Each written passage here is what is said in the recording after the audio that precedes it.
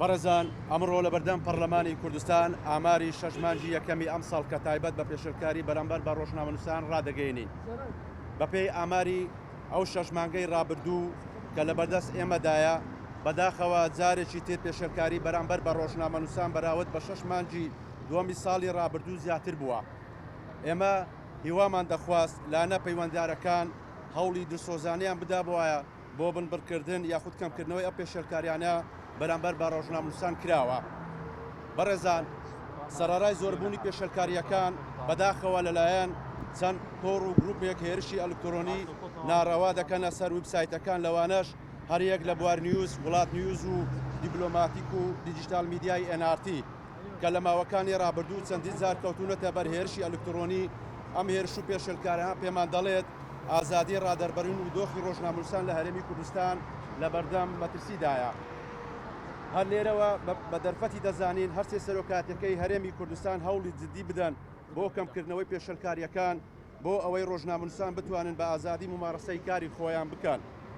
بەڕێزان راپۆرتی 6 مانگی یەکەمی ئەم ساڵ کە بەم شێوەی خوارەوە بووە، دەستگیرکردن دوو ڕۆژنامەنووس، سکالا لەسەر ڕۆژنامەنووسان دوو ڕۆژنامەنووسە بووە، ڕێگانەدان بە ڕووماڵ و زیاکاری لە نێوان کەناڵەکان 8 کێسە بەرامبەر بە 29 ڕۆژنامەنووس کراوە و ڕێگەیان لێ ژیراوە و ڕووماڵ بکەن.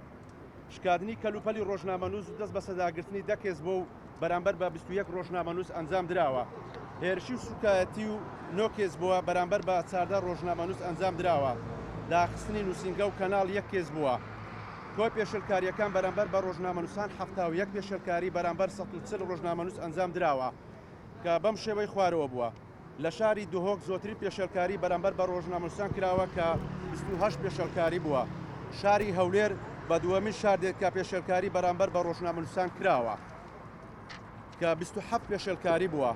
شاری هەڵەبجە 5 پێشەرکاری بووە. شاری سلێمانی 11 پێشەرکاری بووە.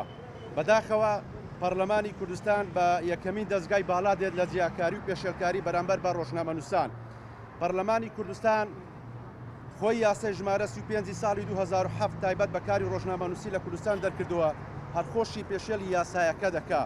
کەواتە دەوێت بڵێن ئەم خولەی پەرلەمانی کوردستان خراپترین خولە بەرامبەر بە ڕۆژنامەنووسان.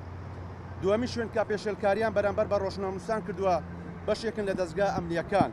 سێمی شوێنش دەستگای میدیا و زانیاری حکوومەتی هەرێمی کوردستانە کە بەردەوامە لە جیاکاری بەرامبەر بە دەستگاکانی ڕاگەیاندن.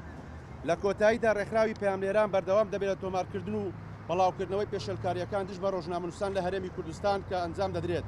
هیوامەم وایە راپۆرتی کۆتایی ساڵی 2022 ڕێکخراوەکەمان کەمترین ڕێژەی پێشەلکاری تێدا تۆمار بکرێت. ڕێکخراوی پەیامنێران بۆ ماف و گەشتەپێدان و دەستەی ڕۆژنامەنووسانی سەربەخۆی ئەمریشی. سپاس بۆیەوە.